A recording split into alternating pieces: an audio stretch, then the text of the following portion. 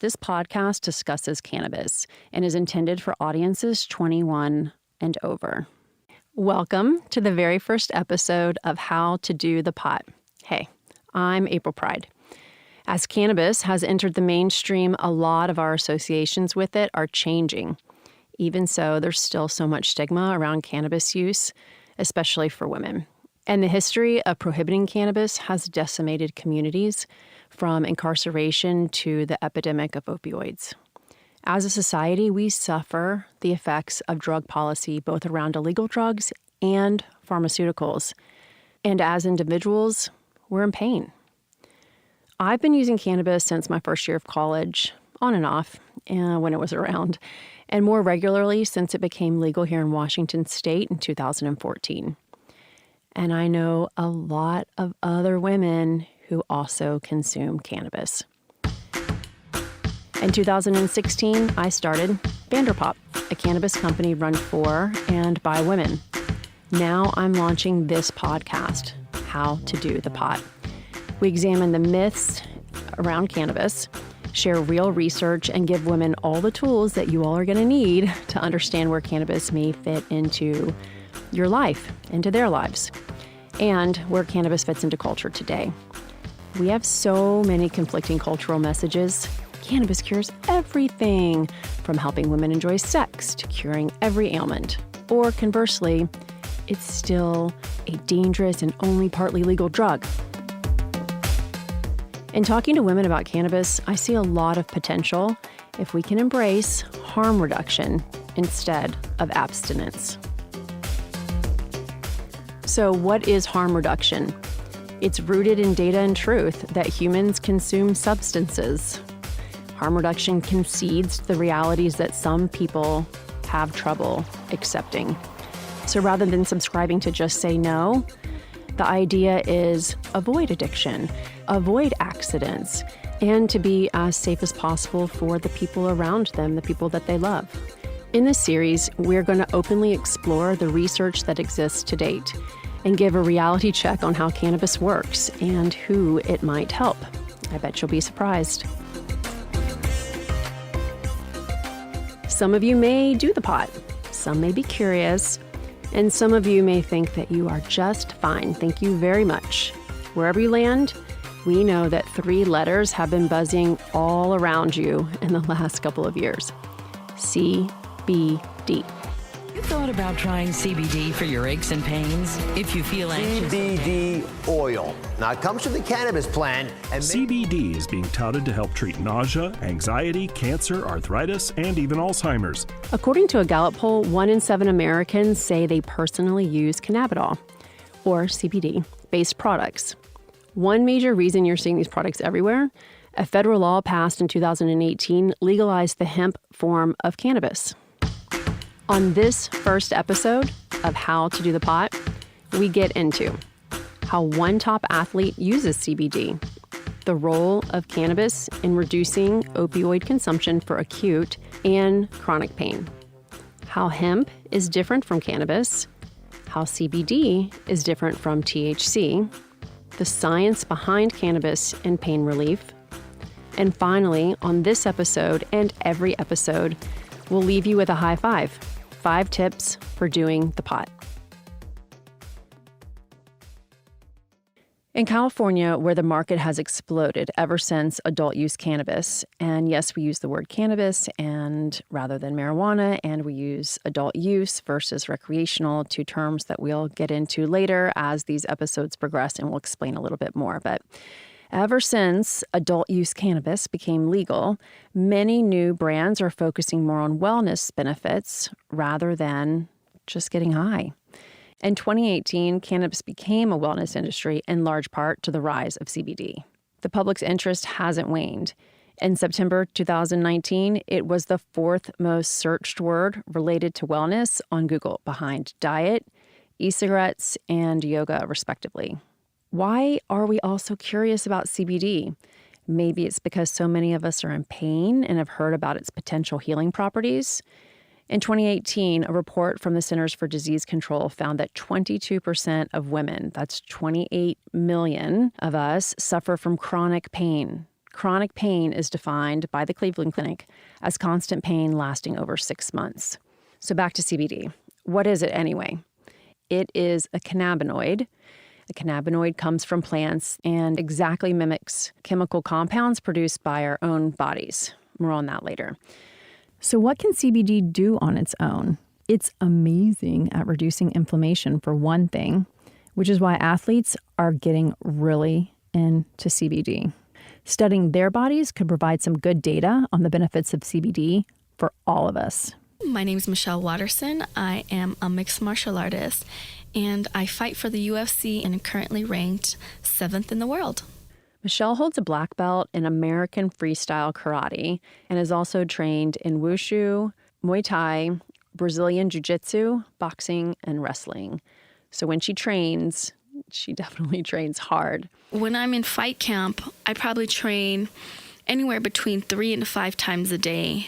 Michelle is also in the sandwich generation, a mom and taking care of her aging parents, working at the top of her field in a super demanding industry. Here's a woman who personifies the challenges faced by many of us, except she really pushes her body. So I wanted to know how these women put their bodies through so much stress, are able to recover and fight pain with cannabis. And it's not just me who's curious about this. Recently, the UFC partnered with a Canadian cannabis producer to research the relationship between CBD products and how athletes use them to recover. UFC president Dana White said that the research has the potential to affect athletes in the NFL, the NBA, and soccer, and eventually regular people that work out every day or deal with chronic pain. The UFC is a role model when you think of the other leagues who are not doing anything to embrace CBD or cannabis as an alternative to the opioids that they prescribe to their athletes. I asked Michelle if she saw CBD as an alternative to prescription medication that many Americans, from pro athletes to injured veterans, are trying to stay away from. Absolutely. I definitely do see it. I don't think CBD takes the pain away completely, but I don't think that's a bad thing either. I think it's important for us to understand the pain and to be with the pain, because that's why our body, when we feel pain, it's for a reason. It's because our body's trying to tell us something. So I think it's important to feel those pains because you need to understand your body and listen to your body. But I think what is great about CBD is that I don't think that it has any addictive qualities to it. I take it when I want to, and it helps with inflammation. It helps with rebalancing my body and my mind and my nerves. But I never felt like, oh my gosh, I have to take it. I view CBD more so as like a supplement, like how you would take fish oil or vitamin C. It's just helping your body do the things that it naturally would do, except for in the day and age that we live now, it's we're overstimulated in every way. And so we need something to help supplement that, I'm curious, because you probably take CBD more regularly than I do. But I know that taking THC on a regular basis, your tolerance goes up, right? You can tolerate more and more at higher THC doses. Do you notice that the dosing increases if you're in camp, as you call it, when you're hardcore training before a fight? Do you have to take more CBD in order to find that you have the same efficacy, or do you take a prescribed same dose every day? Yeah, I take it. I don't up the ante on it, anything.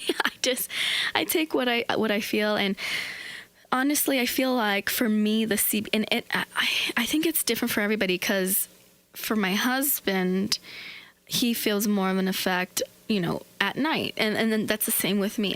I enjoy taking it at night. It kind of relaxes me and puts me in just a chill state of mind. And I don't ever feel like I have to up it with each time. And I actually, because it is still so new of a product, and USADA is even still trying to figure out, what the dosage is, and, because there's out of competition, dosages that you can have within your body, and then there's in competition dosage that you can have within your body. And so I actually don't take any CBD probably 2 or 3 weeks prior to my fight, and I don't feel like my body needs it. and it's just something that I'm learning how to do and take as well. So, but I definitely do feel how it balances my body and just realigns everything. And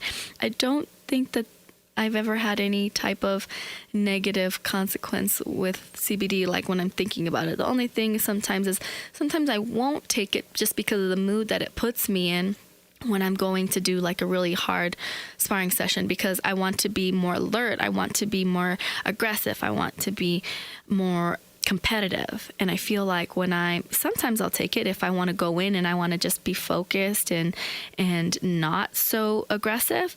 I'll take it so that I can zero in on what I'm doing and focus on the small details. And I'll take the CBD, but if I want to have a different state, then I won't. And it's that easy. So that thing that Michelle just mentioned about channeling her chill or her aggression, depending on where she is in her fight calendar. Sure, most of us aren't professional athletes, but it's one thing to keep in mind for how to do the pot, or in this case, CBD. You may go through periods of regular use and other times when it just doesn't make sense. There's a lot of different ways CBD can play in your day-to-day. So our bodies are totally different. We have different reactions to different types of cannabis. But we have a system in our body intended to interact with these cannabinoids, THC and CBD. So enter Dr. Jessica Knox. I'm Dr. Jessica Knox, more commonly known as Dr. Jessica, because I am one of 4 doctors in my family who are all Dr. Knoxes. So I'm Dr. Jessica or Dr. Jess. You'll be hearing from Dr. Jess today and in future episodes of How to Do the Pot. My mother, Dr. Janice, had started working in cannabis clinics in 2011. And she was really the reason that the rest of the family got interested in and started working in the cannabis space, because, she went to cover one of these cannabis card clinics one day for another physician, went in very skeptical, sort of believing she would see all of the stereotypes that, one expects when they think about like cannabis card clinics. But instead she saw babies and grandmas and professionals and cops and all of these people who were coming into this clinic because either they had been failed by the conventional medical system or, they were sort of like on their last legs, where it was like, this is an option of last resort. They were real people seeking real relief, and many of them finding real relief with cannabis. And so her mind was sort of changed at her first day at that clinic. But she found that she wasn't able to answer most of their questions about how to use cannabis and what they should be looking for. And she felt sort of like a jerk for that, because she was a doctor, an anesthesiologist, no less, who's supposed to be an expert in physiology and pharmacology, and she couldn't answer any questions about how these patients should use cannabis. So she started reading and learning, and as she read and learned and was digging into all this science about cannabis and the endocannabinoid system, she was sharing that information with the rest of the family, with my sister and me and our father. And she was also telling the stories of the patients she saw, which for me was, I think, most impactful. Here's what her mom, Dr. Janice, was learning about in her research. Starting in the early 90s, scientists found natural cannabis-like molecules in the brain, actually produced by the human body. They're called endocannabinoids. Hang with me here for just a few seconds, because this is the key to understanding how cannabis works on pain. They found a complex network of receptors in the body, a cell signaling system that they identified and called the endocannabinoid system. So most people know about, the cardiovascular system, our heart. They know about the neurological system, the respiratory system. These are the systems we all learned about in health class in high school, right? But nobody learned about the endocannabinoid system. Even still, I graduated from medical school in 2012. The endocannabinoid system, the primary components, had been discovered by the early 1990s. 20 years later, I was not learning this in medical school. But the endocannabinoid system, really important system that's sort of balancing and modulating all of these other systems in our body to maintain what we call homeostasis or balance in our body. But the endocannabinoid system, as powerful as it is, can be worn down by various inputs. The most common inputs that are wearing down the system are our food, or our poor quality food for most of us Americans, pollution or chemicals. Pharmaceutical drugs are a big one that can wear down the endocannabinoid system. Stress, right? Just like the daily anxiety and stress of our very fast-paced lives and social media, aging, genetics, all of these things can work against the health of our endocannabinoid system. Like Dr. Jess said, the main function of the endocannabinoid system is to maintain biological harmony in response to changes in our environment. So that's why things like stress and toxins can have an adverse effect. It's also why CBD and other compounds in cannabis can be so effective for Michelle Waterson, because her job, fighting it out in the cage, it's really challenging physically and mentally. It's really taxing on your body, but not only on your body, on your joints and on your brain and on your nervous system. It's like, it's just pounding. And a lot of fighters sometimes, I think, can overwork. And outside of training, I also have a daughter who is 8 now. And so, having to take care of her, stressing about her, picking her up and dropping her off from school, taking her to gymnastics, working with her on her homework, trying to stay sane and not be so grumpy with her when I'm cutting weight. Like all those things, it's amazing how it all comes into play. And I found that the CBD helps just get my everything back into check. That sounds a lot like the balancing effect of the endocannabinoid system Dr. Jess was talking about. CBD is amazing at fighting inflammation, calming the nervous system down, also known as relaxing. For full-blown pain, cannabis works a little differently. To get the full effect, you often need a combination of THC and CBD. And this is where we're going to get into a few definitions for the uninitiated. To date, at least 113 different molecules have been isolated from the cannabis plant. These are called cannabinoids. There's the OG, THC. This is what gets you high. Then there's CBD, shiny new cannabinoid, but really an OG as well. Not only are there different molecules that have different effects within the cannabis plant, it's not only one plant. Cannabis sativa is a family of plants that includes 2 varieties, hemp and cannabis. Both the hemp and the cannabis plant contain cannabinoids. THC and CBD are just 2 of over 100 cannabinoids found in the cannabis plant. In the hemp plant, CBD naturally occurs at higher rates. THC levels in a hemp plant are extremely low, less than half of 1%. Whereas cannabis today has higher levels of THC, with typically most of the CBD nearly bred out of our plants. Because, people growing the plants wanted more of the get you high stuff. I know, there's a lot of science in this episode, but we want to give you a good framework for knowing what you're buying. And where you buy it can give you a clue. The CBD products purchased at dispensaries are from the cannabis plant and will contain more than trace amounts of THC. CBD products purchased, say, from the brands mentioned on this podcast, and which can be legally shipped to your home, are a product of the hemp plant, which, as we've covered, has negligible amounts of THC. So here's where the recent popularity of CBD and our interest in addressing pain come together. When it comes to pain relief, some of the best medicine has both CBD and THC. In the simplest possible terms, CBD reduces inflammation at its source in the body.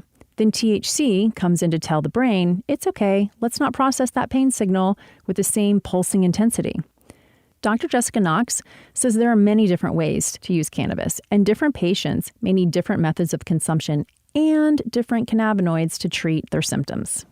I can't say there is a best way to consume cannabis, because the best way is very individualized based on what you're trying to accomplish, what you want to prevent or mitigate in using cannabis, what you're treating. So, somebody who is who's trying to manage their stress or anxiety and they want a quick acting medication, inhaling or using a tincture might be the best method for them, and ideally a CBD dominant medication, right? But somebody who is managing cancer, they might need much higher dosing of cannabis. They might need THC predominantly, and they might want to use a suppository. So it really depends on the goals of the patient.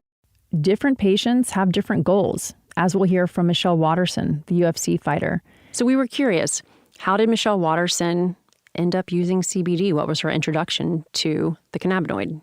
Well, what we found out was a CBD brand was enthusiastic about Michelle and what she represented, her strength and determination, and they started sending her product to try.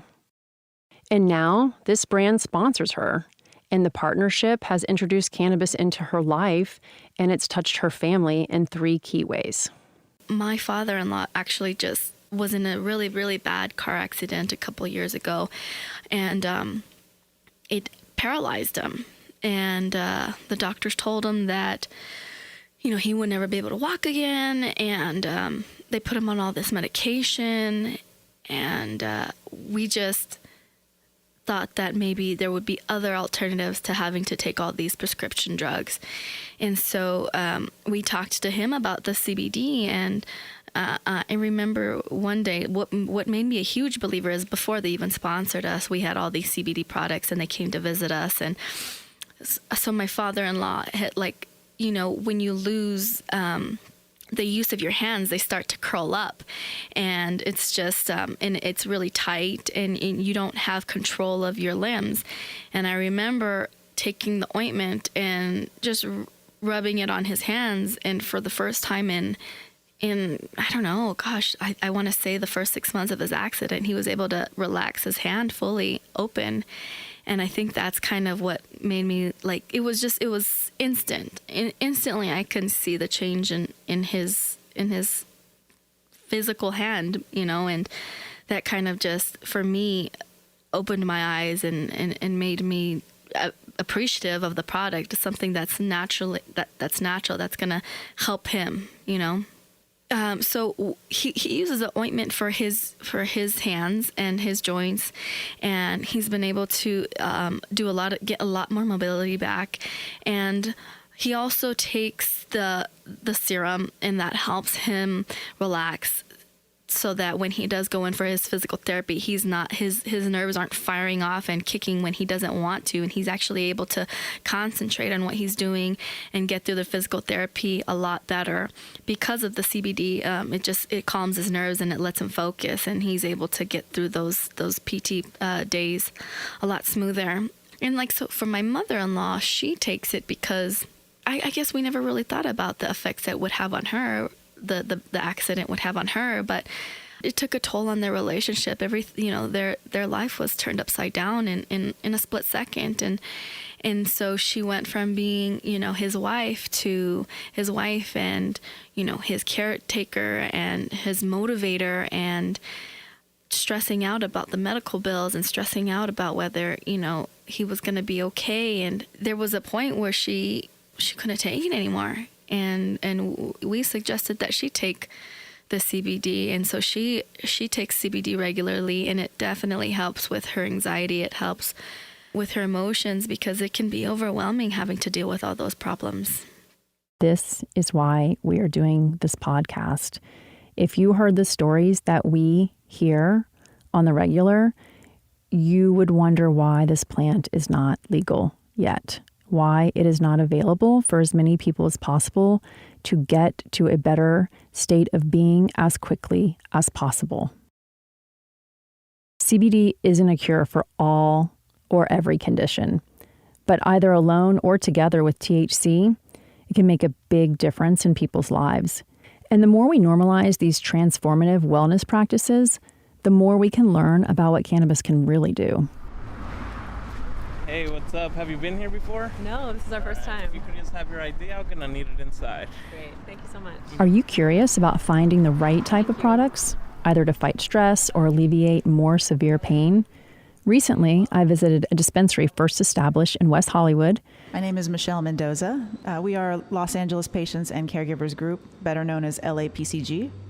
And established in what year? Established in 2004. Michelle Mendoza of LAPCG gives us our very first high five, tips you'll hear in every episode. Number 1, How do I choose a topical for pain? High CBD balms are typically going to be used for treating long-term inflammation. They're really good at addressing that. And because it does have THC, it does address that pain component. But the main focus is that inflammation. High THC is going to be more for that acute pain, and then short-term pain management. And then that CBD in there is going to help keep the inflammation down. So they work wonders. We've tried these out I've tried these out on many members of my family and rave reviews. Number 2, how quickly do the topicals work? So generally, they work pretty fast, actually. I've experienced it to where within seconds I feel relief. For other people, I think it depends on what the vehicle is in it too. So the balms, for me, they work almost immediately as well. The lotion, the creams tend to be more of like a subdued effect for me. So, but generally they work pretty immediately. The effect is not as long lasting though. So you may have an hour or 2 hours of relief. Some people it's different. Some people are like, I put it on in the morning, I was fine all day. So it just depends. Number 3, could topicals show up on a drug test? I always give that disclaimer, whether we think it passes through the barrier or not. That's never something that I want to be responsible for. So I give that disclaimer because the research is just not out incomplete to say that that's not something that happens. So I don't want that to happen to anyone I know. Number 4, what if I'm interested in a tincture? So there are a lot of tinctures on the market that are 30-to-1 ratio of CBD to THC. That seems to be a good starting point for someone that is new to cannabis. Is like, I don't want to smoke. I don't want an edible. What can I do that is not going to be too overwhelming, too overstimulating, but I want it for either sleep or for anxiety or for inflammation. 30-to-1 ratio of CBD to THC is a good starting point. From there, you'll understand if that's going to have any sort of desired effect that you're looking for in it. And if you want more, there are other ratios that you can take after that. So from 30-to-1, there's a 20-to-1, a 15-to-1. We've seen 12-to-1, 8-to-1, 4-to-1, and then 1-to-1. So it kind of runs the whole spectrum of ratio that you can address any sort of issue that you're experiencing. But CBD seems to be a good entry point for people. Because they still will get a little bit of that THC effect, but it may not be as much as it may not be overwhelming for them. In each episode, we're going to hear about a product from a brand founded by women or a woman that we think you should support. Why do we think you should support these women-founded brands? Because that's the only way to really build an equitable industry for consumers to simply buy their products. In full transparency, we are so grateful that they are sharing this podcast with their customers. Number 5, a product by Sagely Naturals, which was founded by 2 women in California in 2015. And the reason I love this brand is because I can tell my family in Virginia that it's available at their neighborhood pharmacy. Why else do I recommend Sagely Naturals to friends and family throughout the U.S.? It's quadruple tested. That means they test the CBD from the supplier 4 times throughout the supply chain. Just as Dr. Jess was asking, what outcome do you want?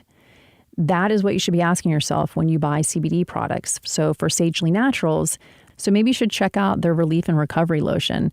I love the way that it smells. And that is something that's so important when it comes to cannabis products because everyone's worried that it's going to smell like weed. It doesn't. It smells really good. And I think the packaging is reminiscent of something that maybe you've seen before. It doesn't feel off-putting. If it happens to be on your kitchen counter and the PTA comes over, it's all cool, no worries.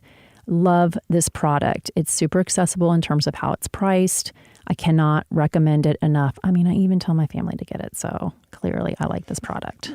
And for How to Do the Pot listeners, visit sagelynaturals.com for 20% off at checkout when you enter the promo code DOTHEPOT, DOTHEPOT.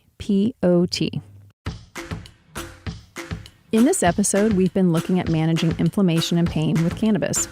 We heard Michelle Waterson talk about how CBD just helps her get her everything back. Hopefully, studies on athletes will give us more results and more data that we can help women with chronic pain too. We've all become so much more aware of how pervasive chronic pain is. which is part of how we ended up with a deadly opioid epidemic. Could cannabis become part of the solution? Early clinical trial data shows that THC can help people cope with some of the symptoms of opioid withdrawal. There's also emerging clinical trial data in which CBD has been shown to reduce cravings for opioids in people suffering from opioid addiction. The potential benefit of cannabis in stopping deadly epidemics is just one reason we are passionate about making how to do the pot. Now imagine you're a professional athlete. Not only would cannabis allow you to consume lower doses of opioids, but those same cannabis strains high in THC and CBD, they work on inflammation, reducing the number of over-the-counter inflammation meds that can wreak havoc on your stomach. Now, imagine you're a mom with chronic pain. Lower pain meds means a much higher quality of life for you and your family. I have talked to many, many women who can attest the profound positivity cannabis infused into, at times, a pretty hopeless day-to-day.